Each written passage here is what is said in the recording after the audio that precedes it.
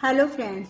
Today I am going to talking about यदि किसी female के साथ या यदि 18 साल से कम उम्र के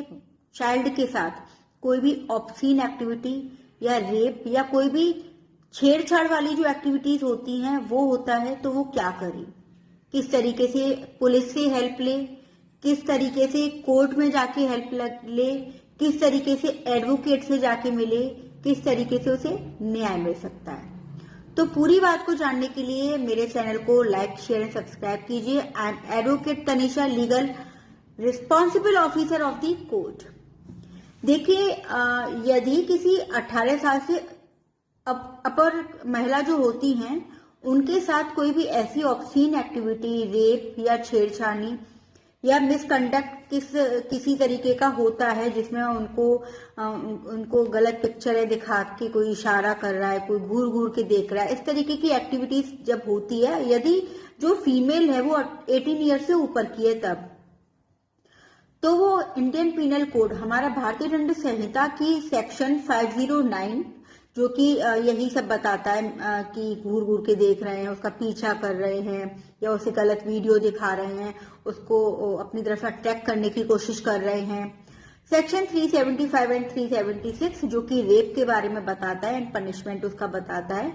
एंड सेक्शन 354 जो कि इस तरीके की एक्टिविटीज जब रेप ना होके और हल्का सा छेड़छाड़ के बीच की जो एक्टिविटीज होती है उसको बताता है। मैंने लेमैन लैंग्वेज में आपको बता दिया क्योंकि मैं कानून की शब्दों में बताऊंगी तो शायद आपको अच्छे से समझ ना आए। तो ये तीनों सेक्शन तो हमारे इंडियन पीनल कोड के हो गए जब एक फीमेल के साथ कोई भी इस तरीके की एक्टिविटी होती है। देखिए, आगे बढ़ने से पहले मैं आपको जरूर बताना चाहूंगी कि अगर आप एक फीमेल हैं और आपके साथ ऐसा हो रहा है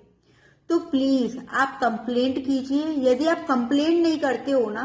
बहुत सारी फैमिलीज ऐसी होती हैं, बहुत सारी नहीं, इवन मैं भी जब छोटी थी बचपन में कुछ इस तरीके की एक्टिविटीज देखने को मिलता था तो डर के मारे चुप रह जाती थी क्योंकि हम लोगों को लगता है कि हमारे मम्मी पापा हमें खुद डांटेंगे या समाज में हम क्या मुंह दिखाने लगे, इस तरीके के दिमाग में थॉट आते हैं। बट एक एज के बाद जब आप एक एज क्रॉस कर लेते हैं फिर आपको समझ में आता है कि अगर आप इस तरीके की एक्टिविटीज अपने साथ होता हुआ देखोगे तो आज आप शिकार बन रहे हो, छोटा शिकार बन रहे हो, कल कोई और शिकार बनेगा और हो सकता है वो इतना बड़ा शिकार बन जाए जैसे कि आप देखते होंगे निर्भया कांड है ना, हाथरस कांड, बेचारी बच्चियों का रेप हो जाता है और उन्हें जान से मरना पड़ता है, उनकी फैमिली को अपने बच्चे से हाथ धोना पड़ता है। तो ये तो बात हो गई हमारी इंडियन पीनल कोड की। लेकिन यदि बच्चों के साथ इस तरीके की एक्टिविटी हो तब बच्चे क्या करें, या किसी 18 साल से कम उम्र वाले लड़के के साथ, बॉय के साथ ऐसी एक्टिविटी हो तो वो बच्चा क्या करे, या 18 साल से नीचे की फीमेल के साथ, गर्ल के साथ कोई ऐसी एक्टिविटी हो तो बच्ची क्या करे। जो अब बताता है हमारा इंडियन पीनल कोड नहीं, पॉक्सो एक्ट 2012, ये निर्भया कांड के बाद ये एक्ट बना था जिसमें जो बच्चे हैं उनके साथ अगर इस तरीके की एक्टिविटीज होती है तो उनको प्रोटेक्ट किया जाता है। Protection of child from sexual offence, ये इसकी फुल फॉर्म है। तो इसमें क्या, इसका ऑब्जेक्ट क्या है ना, यदि कोई एक्ट बन रहा है तो उसका कोई ऑब्जेक्ट भी तो होता होगा। तो देखिए, यदि किसी बच्चे के साथ सेक्सुअल असॉल्ट होता है, कोई हमला होता है, हमला बोले तो जैसे कि आपके यहाँ कोई आपके मिलने वाले आए हैं, आपकी मदर फादर के, और आप घर में अकेले हैं। अब आप घर में अकेले हैं तो फिर वो कोशिश कर सकता है, इसे बोलते हैं हमला। वो कोशिश कर रहा है आपके साथ गलत हरकत करने की, आपके साथ रेप करने की, ऑब्सीन एक्टिविटी करने की, तो उसे बोलते हैं हम सेक्सुअल असॉल्ट। सेकंड है कि सेक्सुअल हरासमेंट, मतलब मानसिक उत्पीड़न देता है कि तू मेरे संग ये कर वरना मैं तुझे फेल कर दूंगा। स्कूल में ऐसी एक्टिविटीज बहुत सारी देखने को मिलती हैं, बहुत सारे केसेस ऐसे आते हैं। मैं दीवानी में एज एन प्रैक्टिस लॉयर हूं तो मैं बहुत सारे ऐसे केसेस देखती हूँ जिसमें किसी बच्चे के साथ ऐसी एक्टिविटीज होती है, या किसी के यहाँ कोई काम करने जा रही हो, 18 साल से कम उम्र की लड़का या लड़की, बॉय या गर्ल है, तो उसको डरा के धमका के उसके साथ उत्पीड़न किया जाता है कि अगर तूने ये बात किसी को बताई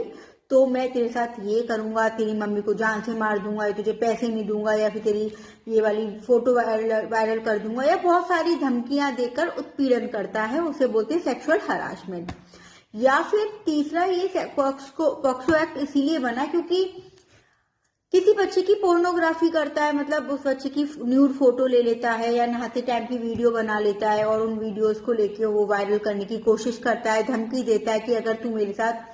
रिलेशन में नहीं आएगी तो या आएगा तो मैं तेरी वीडियोस या फोटोज मैं सबको दिखा दूंगा।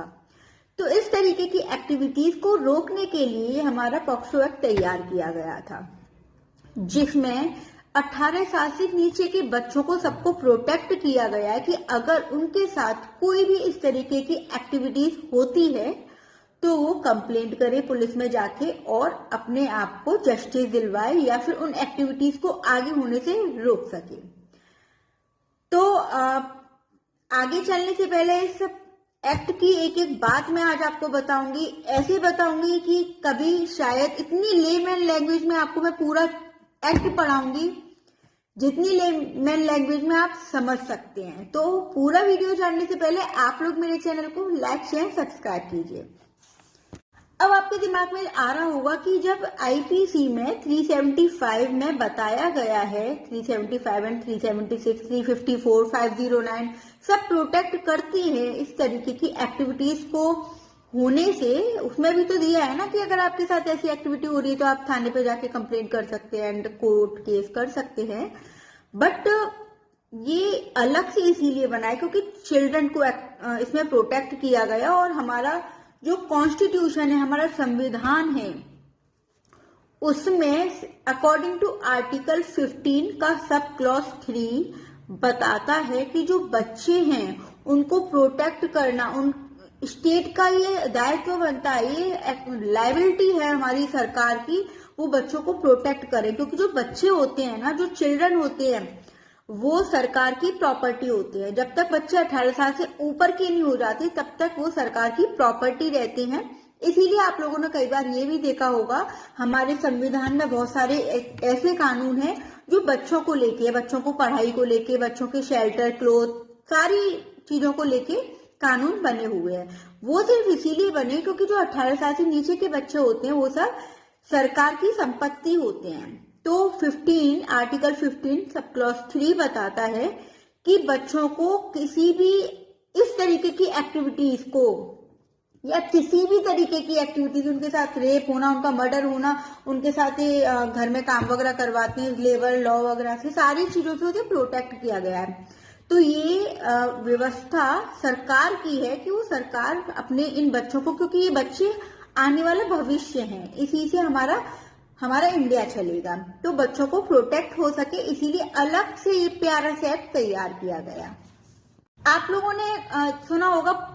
पोर्नोग्राफी होती है, जो क्या होता है इसका मतलब? पोर्नोग्राफी का मतलब होता है कि यदि किसी भी व्यक्ति के साथ, देखो चाइल्ड एक्ट की बात कर रही हूँ तो मैं बच्चे को लेकर एग्जाम्पल देती हूँ, जैसे कि उस बच्चे की न्यूड फोटो क्लिक कर लेना, वो बच्चा नहा रहा है, कपड़े चेंज कर रहा है, उसकी वीडियो बना लेना, या फिर कंप्यूटर से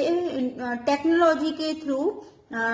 बॉडी किसी और की और फेस उस बच्चे का लगा देना। इस तरीके की पोर्नोग्राफी को तैयार करके उस बच्चे के साथ उत्पीड़न करना, उसको धमकी देके उसके साथ